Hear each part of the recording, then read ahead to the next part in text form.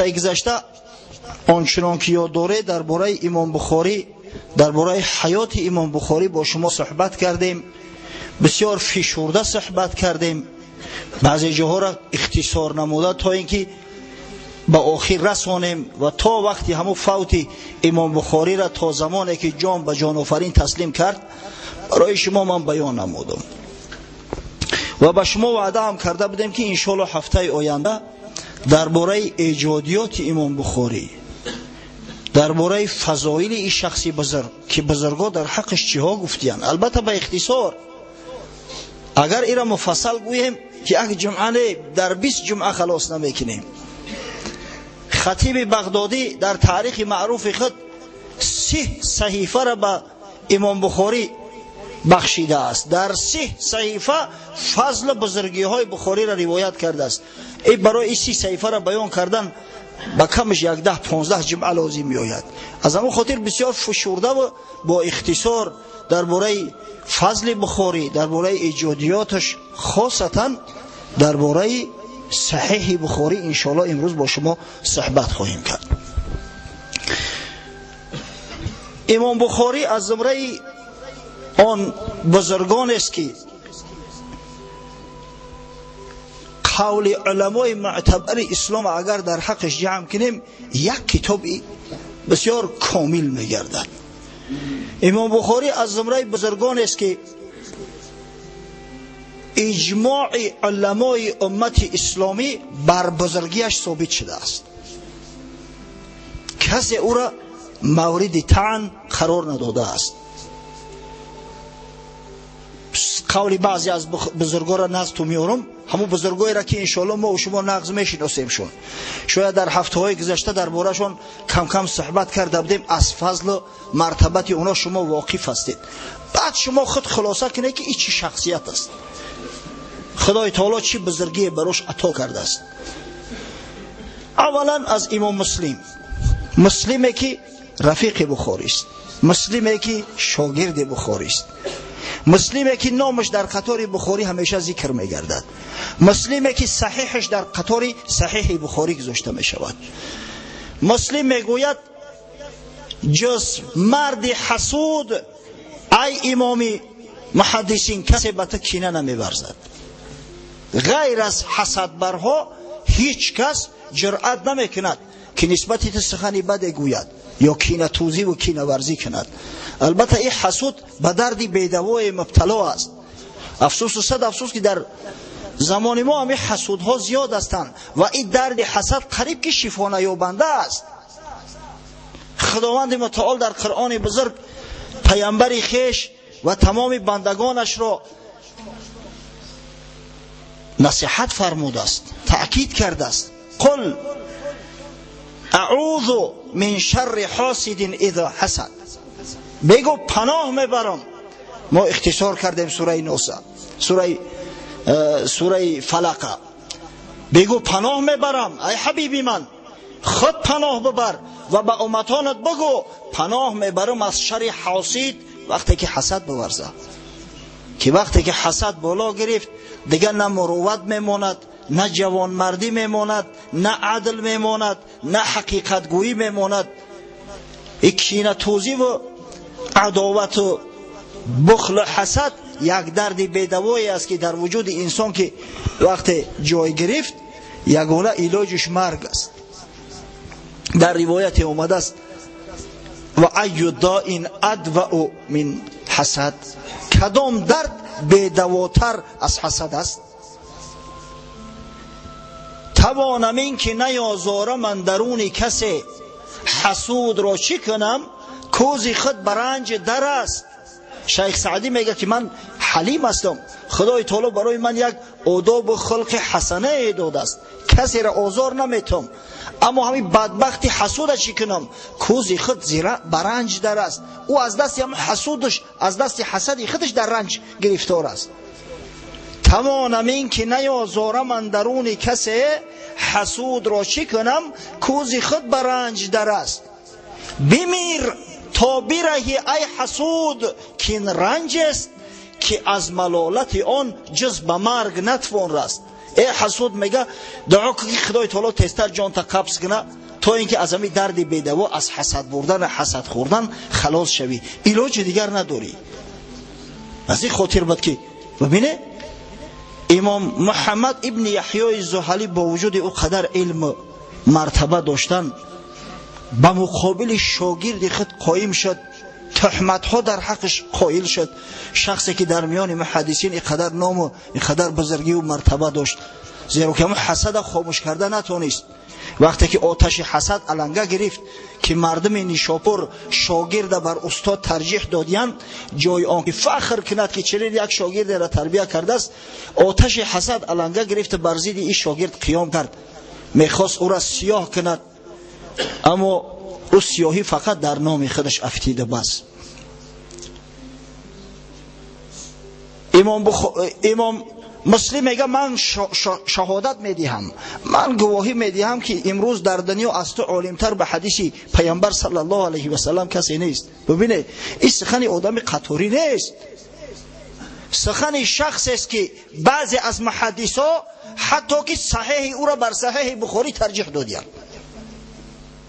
سخن کسی است که قریب در یک پایه با بخاری قرار دارد. روایت میکنند که باره امام بخاری علت یکی از احادیث مسلمه در نزدش بیان کرد. علت اما سبب ها و کمبودی های غامیزه را میگن که در متن حدیث پوشیده است. علما او را درک میکنن، در چشم عوام الناس اما حدیث صحیح میتوبد، اما علت درچه علمای نازک ادا و نازک بیان پیدا کرده میتونن. وقتی که امام بخاری همون علت حدیث برای مسلم نشان داد که همه علت دار است، امام مسلم از میان دو چشم بخاری از پیشانیش بوسه کرد، گفت ای استاد اساتید، ای پیشوای محدثین، ای طبیب حاذق در طبابت علل حدیث، اجازت گفت پاهات بوسه کنم. سبحان الله، کجا در میابه خیلی عالمه بزرگ مثل امام مسلم میگه که ای استاد اجازت من پاهایت را بوسه کنم. از برای خدا این همین سخنا بود، همین بزرگی بود، خاکساری و فروتنی بود که امروز نام امام مسلم در ردیف اول است. وقتی شیخین گفتن بخاری و مسلم در نظر دارند، وقتی صحیحین گفتن صحیح بخاری و صحیح مسلم در نظر دارند. او امام مسلم ابن حجاج نیسابوری در قطار زمره امام بخاری است، هر دوش قریب در یک زینه قرار دارند. از روی همین فروتنی بود، از روی خاکساری بود، از روی حق شناسی و جوانمردی بود که خدای تعالی این مرتبه و منزلت به امام مسلم هدیه کرد. اما زحلی چی کار کرد؟ محمد ابن یحیی زحلی که یک محدث بزرگی بود، استاد بخاری است. ما گفتیم که در صحیح امام بخاری 34 حدیث امام بخاری از محمد ابن یحیی زحلی روایت کرده است. کتاب زهریات دارد، در احادیثی که از امام زهری روایت شده است یدی طولا داشت، بهترین محدث بود. نامش کی به بزرگی میبریم؟ هر وقت که ذکر بخاری کردیم بعد میگه وا یک شخص حسد بری بود، استاد بخاری با نام زحلی، محمد ابن یحیی زحلی، و متاسفانه نوجوان مردی کرد و یک تهمت را در پای بخاری بست. ببینید هر کسی که بد کرد البته که جوابش میبینه. در همین دنیا خدای تعالی خار و ذلیلشون کرد تو برای دیگران درس عبرت شود. زحلی دیگر اون زحلی پیشتر نبود، بعد این تهمتی به پای بخاری بستن. امیر بخارا خالد ابن احمد که نسبت بخاری دشمنی کرد، عداوت کرد، این شخص بعد چند از وظیفه معزول گشت. در ابتدا تابع طاهریان بود، بعدا جانب صفاریان گذشت. عاقبت الامر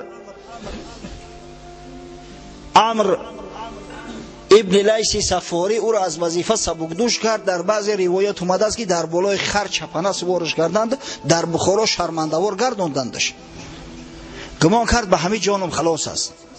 به خاطر زیارت خانه خدا حج در موسم حج عازم سفر شد، در بغداد که رسید به خلیفه دور، خلیفه که همون زمان از آل عباس خلافت میکرد، خبر رسید که این همون خالد ابن احمدی بدگهر است که امام بخاری را نسبتش عداوت دشمنی کرده، به سبب عداوت دشمنی امام بخاری بخارا را ترک کرده بود. بعضی گناه های دیگر هم داشت. خلیفه امر کرد گرفتن بردن در زندان انداختنش، تا اینکه عاقبت الامر در زندان پادشاهی از دنیا گذشته رفت. و حارث ابن ابوورقای بدگهر که به فرمان امیر بخارا نسبت بخاری سخنهای کذب و دروغ پهن میکرد، عاقبت الامر به دردهای بیدوام مبتلا شد. به بعضی روایات اومده است که به بیماری جذام گرفتار شد، به بیماری مخو. خدای تعالی او کسایی را که دوستای خدا را در دنیا آزار میدهند، نسبتشو قیان میکنند، در همین دنیا خوار و ذلیلشو میکنند. تا دل مرد خدا نامد به درد، هیچ قومی رو خدا رسوا نکرد. همین را به یقین بدانید. اما مسلم ببینه که به سبب آنکه حقیقت حال بیان کرد، جوان مرد بود، واقعیت گفت، خدای تعالی چه مرتبه و چه منزلتی براش داده است. یکی از بزرگان دیگر محمد ابن اسحاق خزیمه که با لقب ابن خزیمه در علم حدیث بسیار معروف و مشهور است، یک کتاب دارد با نام صحیح ابن خزیمه گفته می شود. ایرا امام محدثان می گفتند ابن خزیمه را. می گوید در زیر سقف آسمان عالمتر و حافظتر از امام بخاری به حدیث رسول الله صلی الله علیه و سلم کسی را ندیدم. در زیر سقف آسمان از امام بخاری حافظتر کسی نیست به احادیث رسول الله صلی الله علیه و سلم. حضرت امام احمد حنبل صحبت هفته گذشته کرده بودیم و شما بیان کردیم که با همون بزرگی و مرتبت میگوید خراسان بزرگ همانند بخاری را از خود خارج نکرده است. خراسانی که وطن اینقدر بزرگا است، خراسانی که اکثر کل محدثا از همونجا خارج شدیان، میگوید به مثل امام بخاری تا هنوز از خود خارج نکرده است. ابو حاتم رازی یک محدث به نهایت بزرگ است. در حق ابو حاتم رازی احمد ابن سلمه نیسابوری، همون شخصی که بخاری را هنگامی از نیشاپور خارج شدن به تنهایی اومد و گسیل کرد، محدث روایت میکند که بعد وفات اسحاق ابن راهوی و بعد یحیی ابن معین که آفتاب تابان و درخشان در علم جرح و تعدیل بدند، بزرگترین عالم جرح و تعدیل ابو حاتم رازی است.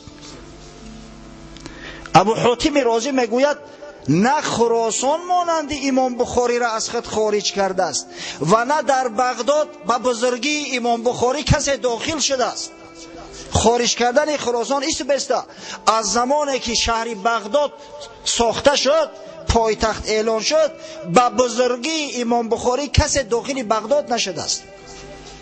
این قول بزرگا در حق امام بخاری است. سبحان الله. امام ترمذی صاحب جامع السنن که ما و شما خوب میدونیمش، جامع السنن امام ترمذی در صحاح سیته داخل است، بسیار معروف و مشهور است.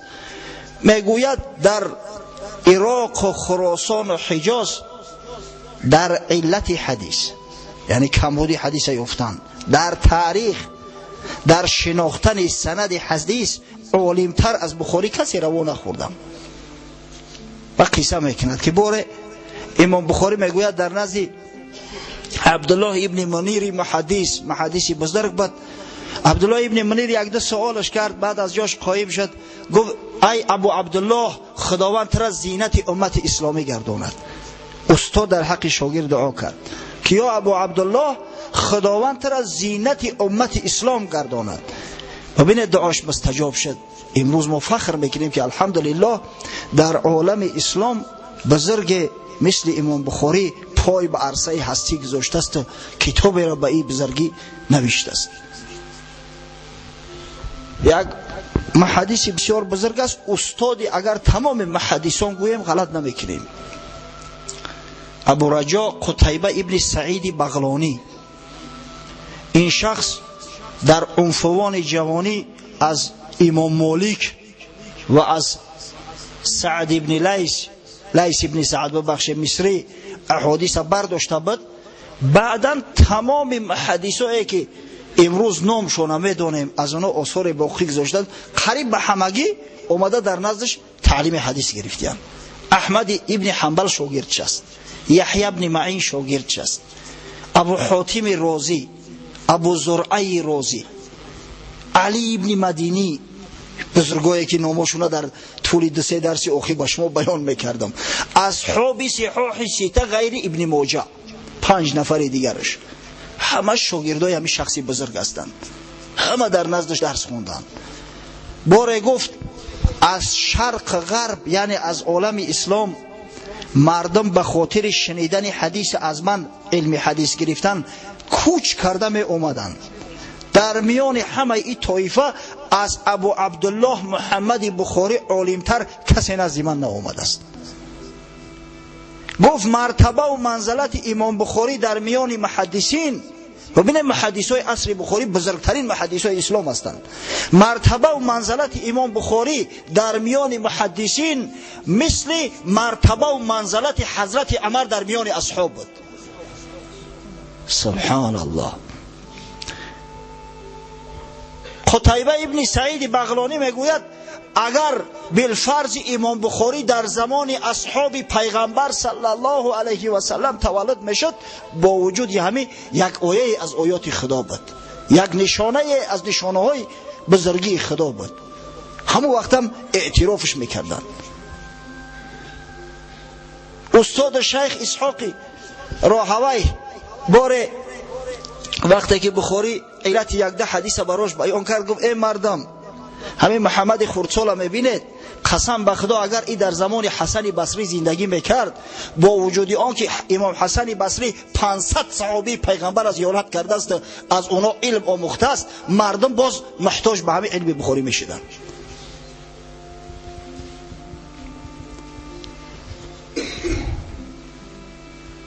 یک شاگرد دارد امام بخاری با نام ابو عمرو خفاف. وقتی که از بخاری حدیث روایت میکند میگوید حدیث کرد به من مرد پاکیزه روزگاره که آفتاب به بزرگتر از آن هرگز نتابیده است. به بزرگی او شخصی را نه در غرب نه در شرق من ندیدم. بعدا میگوید در دوامی سخنش که هر کسی که نسبت امام بخاری دشمنی میکند او از راه و جاده مسلمانان دور است. هر کسی که نسبت بخاری بهتان را روا می‌دارد یا قول بهتانگران را در حق او قبول میکند، لعنتی خدا بر او هزاران بار باد. زیرا مرتبه و منزلت امام بخاری در میان محدثان چون امام احمد حنبل و امثال او بزرگها 20 درجه بالاتر بود. از امام احمد حنبل و امام احمد ها در علم حدیث بخاری میگه 20 درجه بالاتر بود. پس هزاران لعنت بر کسی که بر این مرد بزرگ طعنه را روا می‌دارد. سبحان الله. این است بخاری. چنین یک جوانمردی بود، چنین یک شخصی صالحی بود.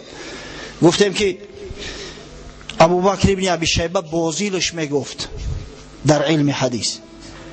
ابن حجر عسقلانی شارح بخاری، شارح صحیح بخاری میگوید ابو عبدالله محمد ابن اسماعیل بخاری یک جبل حفظ و امام فقیهان و امام محدثان است. محدثان عالم، یک مذهب نه. اولش که یک جبل حفظ است، یک کوه حفظ است. با این قوه حافظه خدای تعالی از مخلوقات کم آفریده است. ثانیاً امام فقیهان و محدثان عالم است. یک شمعی بود از گفتار بزرگا در حق بخاری تا اینکه شما بدونید که این چی شخصیت است، چی مرتبه و منزلت دارد. او کسایی که ما سخناشون براتون آوردیم بزرگترین علمای علم حدیث هستند، بزرگترین محدثین اسلام هستند برادران. هزارها هزار سخن است، من از میانشو گلچین کردم یک دستگل، همچی یک دستگل تا اینکه به شما هدیه کنم. زیرا وقتی ما امکان آن ندارد که همه او سخنها را برای شما بیان سازیم و شما هم امام بخاری نیسته که همه سخنهای ما را با یک بار حفظ کنید. با وجود این قدر علم دانش پرهیزگار با ورع بود، بسیار خدمتگار بود. خدای تعالی همین خیلی حافظه قویش داده است، با شبانه روز کار میکرد، در پی علم بود، علم آموخت، میجست. هر وقت مانده میشده است، مانده میشوه انسان وقتی که تن جانش راحت طلب میکردن، خود را مذمت میکرده است که یا ابو عبدالله تو شرم نمیداری؟ دهقانا در زمین کار میکنن مانده میشوند، هنرمندا به هنر مشغول هستند، آهنگرا آهنگری میکنن، زرگرا زرگری میکنن مانده میشوند. او تو همراهی رسول الله صلی الله علیه و سلم و اصحاب بزرگوار شب و روز اقامت میورزی، دائم در صحبت پیغمبر هستی، دائم در حلقه پیغمبر هستی، تو نخواه مانده شوی؟ به همین خیشه تسکین میبخشید است، با کار دوام میداد. یا الله،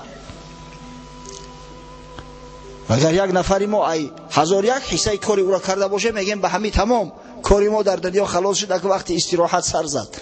اما بخاری تا آخر حیات محنت میکرد، مشقت میکشید، می نوشت، می آموخت، در طلب علم بود. از همین خاطر بود که مستجاب دعوه بود، دعاش اجابت میشد. بخاری خود میگوید در حیات 2 بار از برای کار دنیا دعا کردم، از خدا طلب کردم، هر 2 بارم خداوند اجابتش کرد. بعد دیگه میگه برای دنیا هیچ طلب نکردم، ترسیده بود که مبادا ای ثواب آخرتم کاسته شود، یعنی در این دنیا خدا به تمام به ثواب آخرتم کاسته شود. برای همین تمام مشقت تحمل میکرد، پیش خدا دعا نمیکرد. و اینو خدای تعالی اگر دعا میکرد که خداوند همین دشمنام در پیش چشمم خور کن، همونجا خور و ذلیل میشدن، اما این کارو نمیکرد. همون محنت و مشقت امتحان تحمل میکرد. واقعا مستجاب دعوه است امام بخاری. وقتی که از بخارا هم رانده شد، اومد به دهه خیرتنگ، دهه پایروق امروزه که گفتیم در نزدیکی سمرقند قرار دارد، در خانه یک خیشش با نام جبرئیل ابن غالب همونجا دعا کرد. گفت اللهم انه قد ضاقت علی الارض بما رحبت فاقبضنی الیک. پروردگارا گفت زمین به همین وسعت و بزرگیش امروز برای من تنگ شد، دیگه در هیچ جا چشمی دیدنم ندارند. از نیشاپور بیچاره خارج شبانه برآمد، از بخارا خارج شد، زمین به همین وسعتیش برا نمیخنجاله. خدایا گفت روح قبض کن.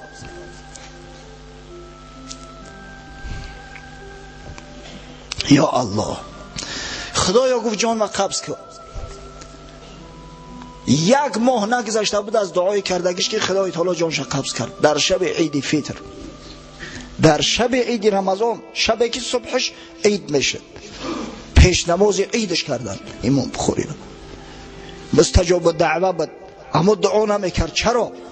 زیرا بعضی از اولیاء الله هستند که میگن که برای کاری دنیا باید دعا نکنی، باید صبر کنی. مولوی روم میفرماید قسم دیگر میشناسم ز اولیا که دهنشان بسته باشد از دعا، از رضا که هست رام آن کرام، جستن دفع بلاشان شد حرام. من یک عده از اولیاء الله هم میشناسم میگه که هیچ وقت دعا نمیکنن،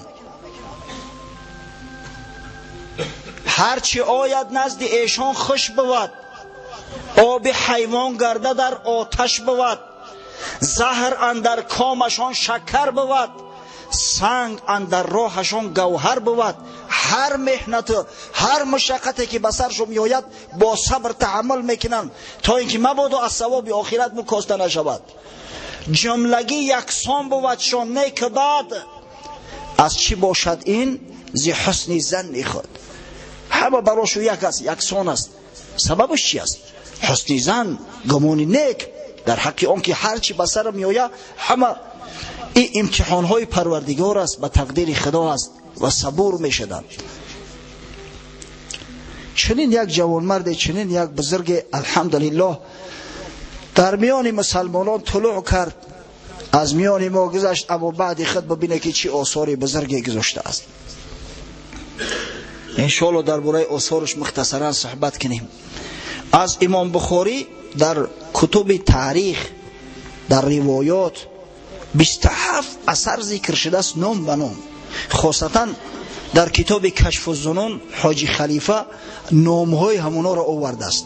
اکثریت شو تا امروز نرسیدیم، نام شو هست اما همون کتاب حالی وجود ندارد، شاید در طول تاریخ از بین رفته است، اما نام 27 اثر امام بخاری ثبت شده است. از جمله کتاب جامع الصحیح که همه ما و شما او را میشناسیم، کتاب تاریخی کبیرش که درباره او با شما صحبت کردیم که التاریخ الکبیر دارد، التاریخ الاوسط، التاریخ الصغیر، هم تاریخ کلان، هم تاریخ میانه، هم تاریخ صغیر که در اوجا رجال حدیث بیان کرده می شوند. اینچنین امام بخاری رساله های زیاد دارد، مثل رفع الیدین فی الصلاه، بر الوالدین، نیکی و احسان در حق والدین، کتاب الکنا و الاسامی دارد، کتاب الضعفا دارد، الکتاب المبسوط دارد، الجامع الکبیر دارد، المسند الکبیر و غیره و هاکذاها که جمع الجمع عددشو به 27 میرسد. اما در میان کتاب های امام بخاری بزرگترینش همین کتاب صحیح هست که نام پره آن الجامع الصحیح المستند المختصر من حدیث رسول الله صلی الله علیه و سلم و سننه و ایامه می باشد. بزرگترین کتاب امام بخاری و بزرگترین کتاب بعد قرآن عظیم شان همین جامع الصحیح امام بخاری است.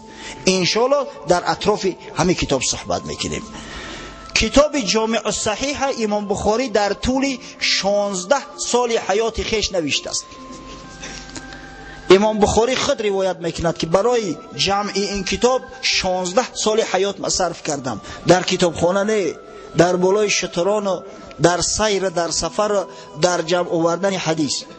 شما گمان میکنید این حدیث جمع آوردنش آسان است؟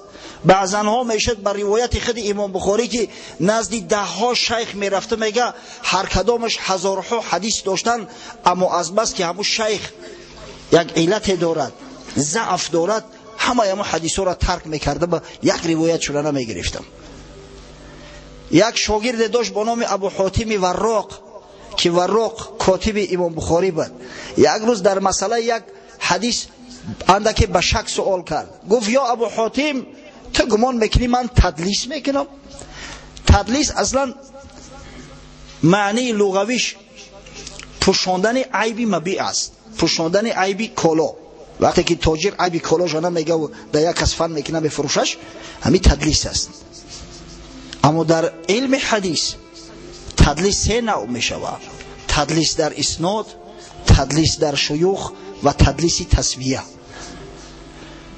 تدلیس در اسناد که بدترین تدلیس است، اون است که یک شخص از یک شیخی که با او ملاقات کرده است اما همون حدیث نشنیده است، به لفظ روایت میکند که خواننده یا شنونده گمان میکند که همین حدیث از همون شنیده باشد. همون آدم واقعا ملاقات کرده است، در صحبت 6 بوده است، اما همون حدیثی را که روایت میکنه از اون مرد نشنیده است. اگر بگه حدثنی فلان، فلانی مرا حدیث گفت، دروغش که فاش شوه ابدالآباد دیگه یگان روایتی را کسی قبول نمیکنه. از همین خاطر بعضیش احتیاط میکردن، بعد نمیگه که حدثنی فلان، میگه قال فلان، فلانی گفت. اگر سختش بگیرن که تو اخی خونه در بلنده که تو فلانی را همین حدیث ایو نشنیدی، ای کجا میگوی، میگه اخی ایدهانی مردم شنیدم که فلانی گفت، یا ام فلان میگه از فلانی، میگه ای فلانی روایت شده است اخی، من ایدهانی خچم نشنیدم باش، من دیگر رو شنیدم. اینا تدلیس میگن در اسناد. این بسیار یک فن نازک است. اینا فقط همون ماهرای علم حدیث میتونن معین بسازن. تو گفت گمان میکنی من تدلیس کنم؟ من گفت برای آن که در حق یک شیخ یک آدم گفته است که همین سوء حفظ است، قوای حافظش ضعیف است، 10,000 حدیث پرتوفتم، از بحر 10,000 حدیث گذاشتم برای آن که در یکی از راویای همون حدیث نظری بود یا نظری اندکی بود. تو گمان میکنی که من بخود جرأت میکنم تدلیس میکنم؟ خود میگه که از میان 600,000 حدیث الان 7563 حدیثی صحیح خدمت نوشتم. جامع صحیح از میان 600,000 حدیث انتخاب کردم. سبحان الله. هر باره که حدیثی را میگم میخواستم در کتابم ثبت کنم، در ابتدا غسل میکردم، بعدا 2 رکعت نماز میخوندم و بعد از آن در کتاب ثبتش میساختم. انا این مرتبه و منزلت میگن. از این خاطر است این کتاب به این بزرگی امروز در عالم نامآور گشته است. کتاب جامع صحیح 97 کتاب 3450 باب رو در بر میگیرد. در مسئله عدد احادیثش قولهای مختلفه زیاد است، اما تحقیقهای اخیری که علمای علم حدیث کردن در اکثریتش من نظر کردم همه 7563 تا میارن. البته به حساب معلقات بخاری. و این کتاب جامع صحیح کتاب است که هیچ یک مخلوق چنین کتابی در تاریخ ننوشته است و در آینده هم نوشته نمیتونه. صحیح در این کتاب بعد قرآن عظیم شأن باشد دیگه در این موضوع چی گفته می شود؟ شیخ شمس الدین ذهبی بزرگترین رجال شناس اسلام میگوید صحیح امام بخاری بزرگترین کتاب در اسلام بعد قرآن عظیم شأن محسوب می شود. ببینید شیخ ابو نصر عبیدالله سجزی در کتاب ابانة الکبری فی القرآن روایت کرده است، میگوید با اجماع علمای اسلامی از فقها و غیر فقها اگر شخص بالفرض قسم به طلاق زنش خورد که در جامع صحیح بخاری یگان حدیث ضعیف نیست، همش صحیح هستند، اجماع علمای اسلامی ثابت است که زنش طلاق نمی شود، یعنی حانیس نمی شود. شما میفهمید چی گپ است؟ قسم به خدا من حاضر نیستم که برای یک صحیفه یکی نمیده رونویس شده است که قسم به طلاق زن بخورم، زیرا شاید اونجا تصحیف شود. خاصتا امروز که جوانای ما دیگه علم نخونن، از مکتب بگریزن، در یک دیکتانت می نوشتگیشو 100 خطا میکنن. شما ببینید بزرگی کتاب تا کدام درجه است که علمای اسلام اتفاق دارن که اگر شخص قسم به طلاق زنش بخورد که در صحیح امام بخاری یگان حدیث ضعیف نیست، زنش طلاق نمیشود. یا الله، از این بزرگتر دیگه مرتبه و منزلت از کجا میجویید؟ امام نووی شارح مسلم، یک عالم بسیار بزرگ، محدثی بزرگ، مفسری بزرگ، میگوید در صحت صحیحین، یعنی در صحت صحیح بخاری و صحیح مسلم، اجماع علمای اسلامی و وجوب عمل به این احادیث ثابت است. وجوب عمل به صحیحین. شیخ بدرالدین عینی یکی از بزرگترین محدثای حنفی مذهب که کتاب صحیح بخاری را طبق مذهب امام اعظم ابو حنیفه در نظر دارم، همه حدیثای احکام شرح توضیح میدهد. کتاب دارد با نام عمدة القاری فی شرح صحیح بخاری که از بزرگترین کتب شرح بخاری محسوب می شود. بیان کرده است که علمای شرق غرب اسلام، یعنی علمای عالم اسلام، اتفاق بر آن دارند که صحیح ترین کتاب بعد قرآن عظیم شأن در تاریخ بشر صحیحین است، صحیح بخاری و صحیح مسلم. یا الله، اگر تا صبح گپ زنیم گپ مخلص نمی شود در این موضوع.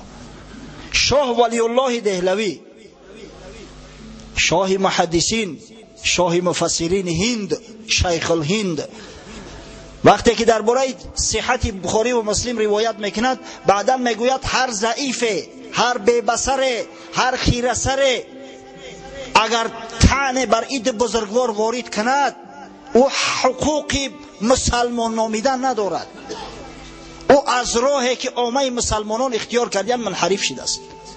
زیرا بر صحت این کتاب علمای اسلامی تصحیح گذاشتیان، صحتش ثابت کردگیان. شیخ ابو زید مروزی میگوید در حرم بودم، باره میگوید خوابم برده است، در میان رکن و مقام حضرت ابراهیم خلیل. ناخست در خواب رسول الله صلی الله علیه و سلم دیدم. آمد گفت یا ابو زید شرم نمیداری؟ چرا کتاب های شافعی را درس میدی و کتاب های مرا درس نمیگویی؟ کتابی مرا. شیخ ابو زید مروزی یکی از علما و یکی از مجتهدای مذهب امام شافعی است. گفت یا ابو زید تو چرا کتاب های امام شافعی را درس میگویی و کتابی مرا درس نمیگویی؟ میگه بهت زده شدم. گفتم یا رسول الله کتابی تو کدام کتاب است؟ گفت جامع الصحیح امام بخاری. حضرت رسول الله صلی الله علیه و سلم جامع صحیح به خود نسبت دادند. ابن خلدون در مقدمش میگوید که من از شیخ‌های زیادم شنیدم که در ذمه امت اسلامی نوشتن شرح کامل بر صحیح بخاری فرض گشته است. اگر مسلمان‌ها بر صحیح بخاری یک شرح کامل ننویسند، همش ترک فرض کردن، فردا در پیش خداوند جواب میگن. فرض کفایه گشته است و الحمدلله و المنه علمای اسلامی کمر همت بسته و بر صحیح بخاری شرح کامل نوشتند و این فرض کفایه را از ذمه مسلمانان ساقط کردند.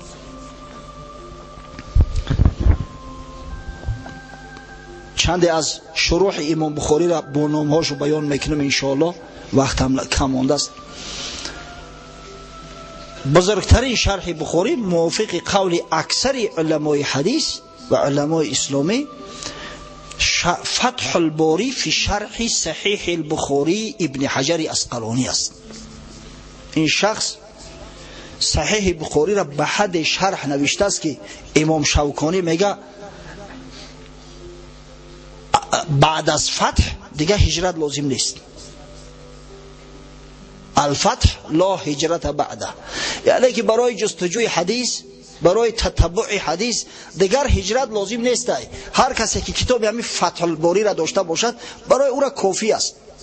هر حدیثی را بخاری روایت میگیره باور کنه حرف به حرف، کلمه به کلمه، احکام جدا، تاریخ جدا، رجال را که بخاری روایت میکند جدا جدا بیان ساخته است. این مرگ واقعا بسیار شخصیت بزرگ است. ابن حجر اسقلانی در میان محدثای ما یکی از محدثای بزرگ در نظر دارم. شخصی بود با نام دارقطنی. عقب طالب علم و علما الحمدلله میشناسند که اکثر مردم نمیدونن. سنن الکبرا دارد، کتاب‌های زیاد دارد، بسیار محدثی بزرگ است، اما متاسفانه در مسئله صحیحین اندکی به خطا راه داد. موافق همو تعلیقات خود، موافق اصولی که پیش گرفته است، از میان صحیحین به زعم خود گویا که 210 حدیث ضعیف یافته است که از همین 210 حدیث 32 حدیثش متفق علیه است که هم بخاری و هم مسلم روایت کرده اند. 78 حدیث بخاری از بخاری است، 100 حدیث از صحیح مسلم. ابن حجر اسقلانی در هدی الساری، یعنی در مقدمه همین فتح الباری، تمام همین 210 حدیث هم میارد با دلیل حجت نادرست بدن قول دارقطنی را اثبات کرده است جوان مرد. البته او فرضی را که در ذمه امت اسلامی گذاشته شده بود که باید البته صحیح بخاری را شرحاً ابن حجر اسقلانی ادا کرد. الحمدلله و المنه. دوم شرح بزرگترینش نزد ما احناف ما یکمش حساب میکنیم، عمدة القاری فی شرح صحیح بخاری علامه بدرالدین عینی. بعضی از محققان واقعا عمدة القاری را از فتح الباری بالا گذاشتند به سبب بعضی عملهای بیشتر و زاییتر که هم از نظر نحوی و از دیگر نظرها هم شرح توضیحات بیشتر داده است علامه بدرالدین عینی. دیگر از کتب بزرگ معتبر ارشاد الساری فی شرح صحیح بخاری می باشد علامه شهاب الدین قسطلانی مصری و غیره و هکذاها کتاب ها هستند.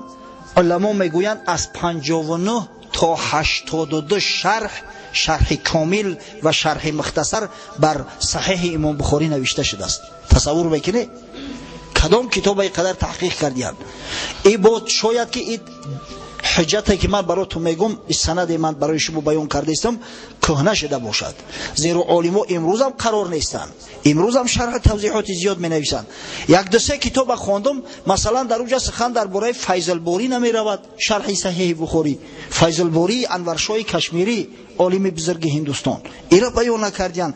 پس از این معلوم میگرده که الحمدلله علمای عالم اسلام درباره صحیح بخاری تا حاضر کوشش غیرت و سعی تلاش به خرج داده ایستاده‌اند، شرح‌های خوب نوشته ایستاده‌اند و الحمدلله و المنه کسایی که میخواهند صحیح بخاری را کامل و مکمل درک کنند میتوانند که به همین شرح‌ها مراجعت کنند، زیرا تمامی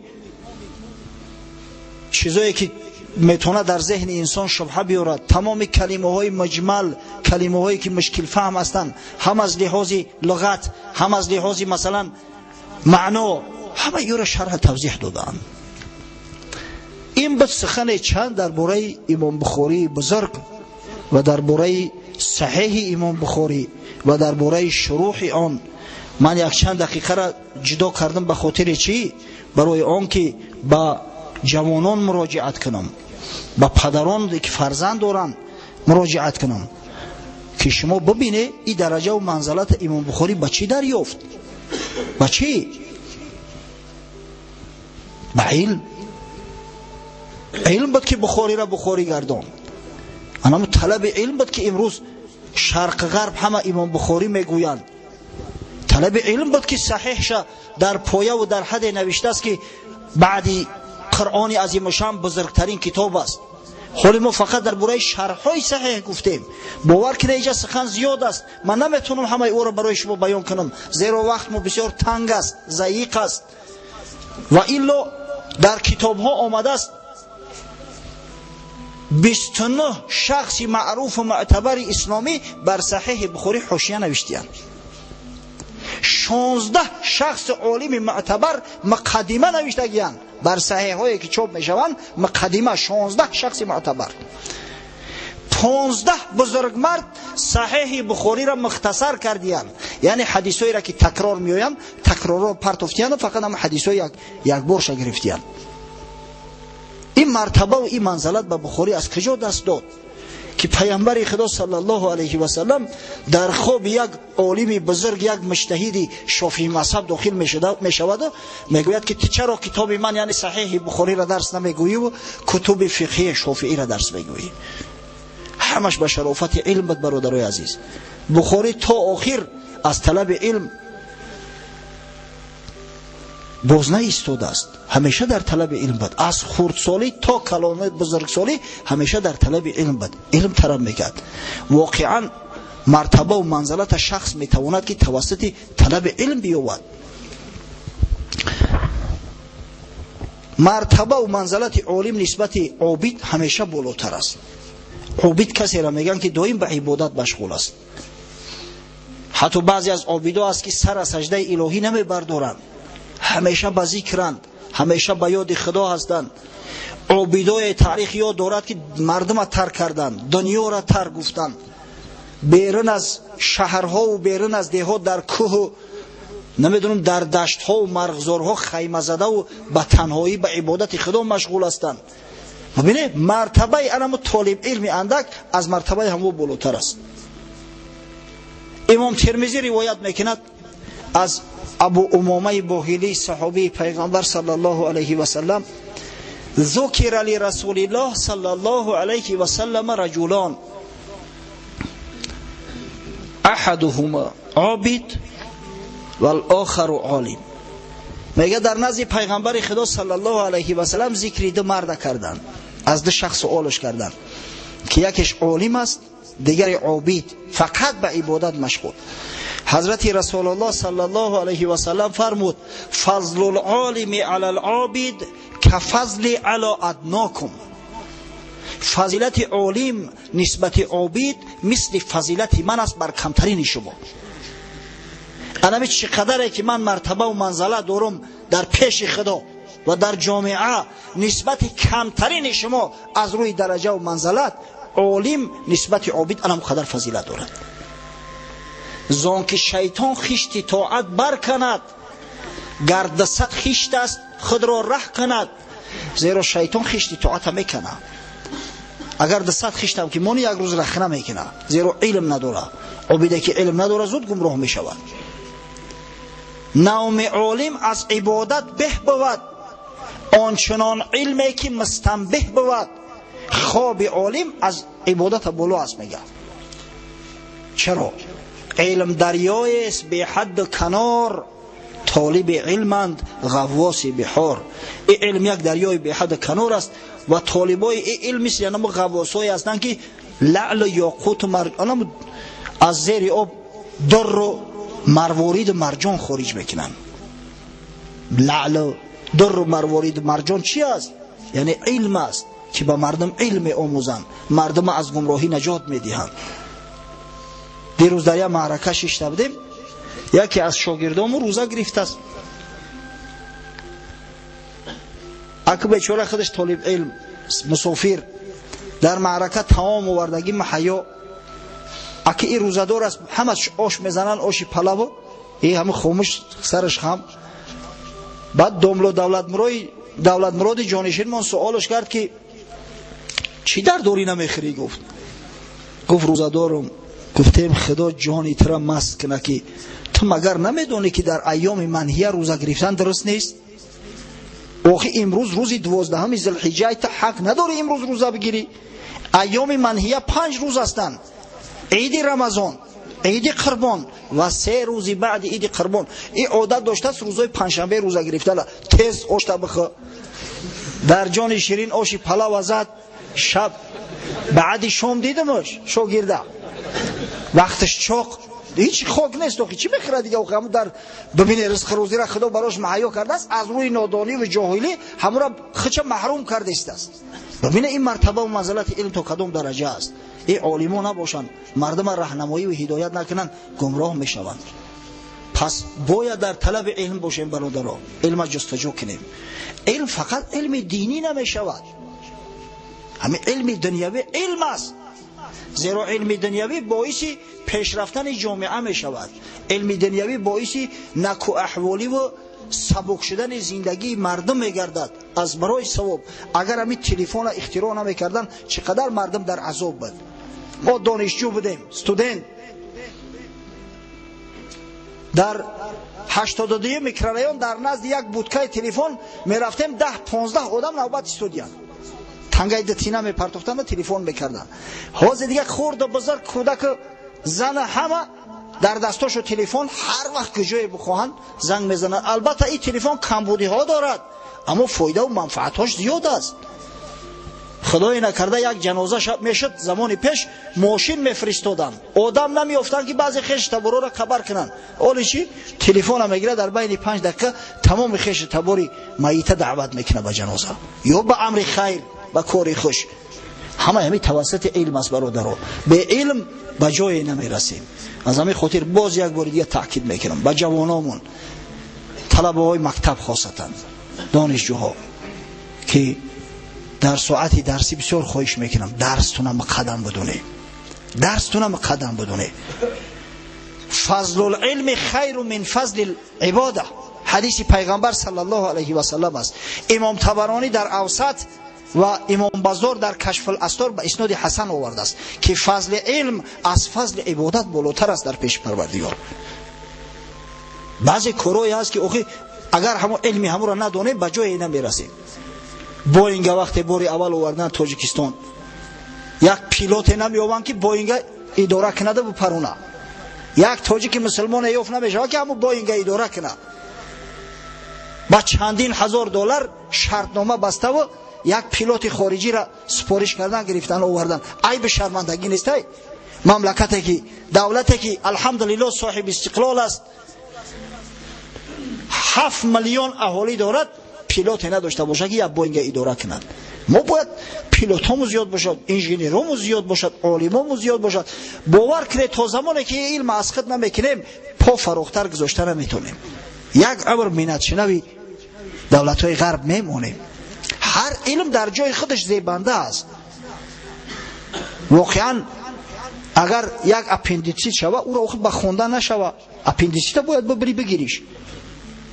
او را با علم حدیث نشه چیکار میکنی در این حالت؟ اگر یک البته که قرآن و البته هم حدیث رسول الله صلی الله علیه و سلم ما را به هم طلب علم دلالت کردیان که همون علم بخونه بآموزه. یک جراح لازم است که او را چاک نو خارجش بسازه همون جراحته. از همین خاطر باز یک بار دیگه تاکید میکنم برادرای عزیز، قسم به خدا من شما را دوست می‌دارم. قسم به خدا وقتی که من در مسجد جوانان را میبینم روحم بالیده میشود. از منبر پیغمبر گفتم. اما شما هم یک چیز بفهمید که مرتبه علم از مرتبه عبادت بالاتره. علم اسخط کنید، برای عبادت علم ترک نکنید. همون نماز انشالله این نماز جمعه را دیرو نکردی، درس تا ترک نکن، نماز پیشین انشالله وقتی که اومدی میخونی این خدای بزرگ هم اجر ثوابی خوندن نماز برات عطا میکنه، هم اجر ثواب طلب علم. من سلک طریقا یلتمس فیه علما سهل الله له به طریقا الی الجنه. رواه مسلم. امام مسلم از پیغمبر صلی الله علیه و سلم روایت کرده است هر کسی راهی را اختیار میکند برای طلب علم، خداوند راه جنت برای آسان میگرداند. از همین خاطر علم با آموزه، صاحب علم شه، صاحب معلومات شوید، دانشمند شوید. از شما عالمای بزرگ پا به عرصه هستی بگذارند تا ما افتخار کنیم که الحمدلله او پروفسور او شخص قوم مسجد ما است. این ایش عالم بزرگی که صدها کتاب دارد این قوم مسجد ما است. ما به شما افتخار میکنیم، شما افتخار مسجد میشوید، افتخار جامعه میگردید. اما اگر نکردیم، همه از درس دور گرفتیم، پدرها گفتن که خیلی فرزندم کلاشید رسیه میره و کار میکنه، در سعی تلاش نافتیدن که همون فرزند تعلیمی باب تعلیمی کامل دهند. در اون صورت وای به حال ما که همه خیلی مستر بیچاره و درمانده باقی میمونیم. در آخر یک نظم را انشالله از مولوی رو براتون میخونم و بعد نماز جمعه را شروع میکنیم. مولوی میفرماید آن یک نحوی به کشتی در نشست، رو به کشتی با نمود آن حق پرست. گفت هیچ از نحو دانی؟ گفت لا. یک عالم صرف نحو عربی یک روز در دریای دجله میآید، در یک زورق میشیند. زورق نو در مابین رونده است که مراجعت میکنه که این مردک به همون علم خودش فخر میکنه. زورقران ملوح هم میگه که برادر علم نحو میدونی؟ گفت لا. گفت هیچ از نحو دانی؟ گفت لا. گفت نه. گفت نیمی عمری تو شد بر فنا. نگاه کرد که میانه عمر است. بچه گفت نیمی عمر تا از دست دادی، تا به حال که علم نحو نه آموخته باشی وای به حالت، نیمی عمری تو به بهوده گذشت. دل شکسته گشت کشتیبان زیتاب، لیک آن دم ماند خاموش از جواب. دلش رنجیده چی بگه که ایره بخوی. باد کشتی رو به گرداب فکند، گفت کشتیبان بدان نحوی بلند، هجدانی آشنا کردم بگو. قدرت خدای تعالی زورق اومد در یک گردباد غلطید، گرداب ده. ملاح با عالم نحو گفت که مردک آبازی را میتونی؟ هجدانی آشنا کردم بگو. گفت نه از من تا سباحی مجو. گفت از عالم نحو آبازی میپرسی؟ من ای کجا میدونم من عالم نحوم؟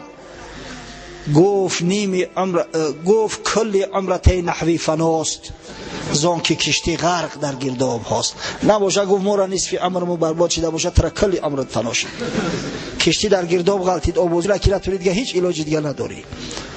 بعد حضرت نصیحت میکنند فقه نحو صرف در کمامت آمده یاری شگرف. هر یک علم به جای خودش زیبنده، هر یک علم در موضع خودش زیبنده. عالم باشه که علم تفتازانی را داشته باشه، سعد دین تفتازانی را، نه که وقتی که زنش فرزند کرد به هم یک گهواره اساس کن محتاج می شود. تا زمان هم گهواره را راست نکنن نتنش از کجا پیداش بکنن. از همین خاطر طلب کردن علم، هم علم دینی هم علم دنیوی، به نهایت برای ما مهم است. جوانای عزیز بسیار التماس میکنم بخوانید درساتون. درس از خود کنی با افتخار، با سری بلند، با آبرو و عزت. من میخوام که تمام علما، تمام دانشمندا، تمام طلبه های فعال مکتب همون نمازخوانه باشن. انشالله این نمازخانه ما همین امکان دارن. بعد با افتخار وقتی سوالش میکنن که برادر این مرتبه و منزلت از کجا یافتی که تو پروفسور علمی طب شدی؟ بگه که از مسجد، از نماز یافتم. نمازم میخوندم، از خدای تعالی طلب میکردم، خداوند دادم. ببینید ایش یک تبلیغی میشود برای نماز، یک تبلیغی میشود برای اسلام. پروردگار و صحبت و صحبتی معاصر گردان. خداوند روح امام بخاری و روح علمای علم حدیث و علمای علم فقه و دیگر علمای بزرگ اسلامی را شاد و مسرور و خوشنود و راضی گردان از صحبت امروزه. و پروردگار و مساعدت فرما که مردم مسلمان ما چنگ به علم و دانش زده و از میان خود، از جگر خود فرزندان برومند صالح و عالم مثل بخاری و مثل سینا و مثل بیرونی و مثل عطار و مثل دیگر بزرگانی که امروز عالم اسلام حتی که تمام جهان با نام اونها افتخار دارد خارج سازند. خداوند طاعت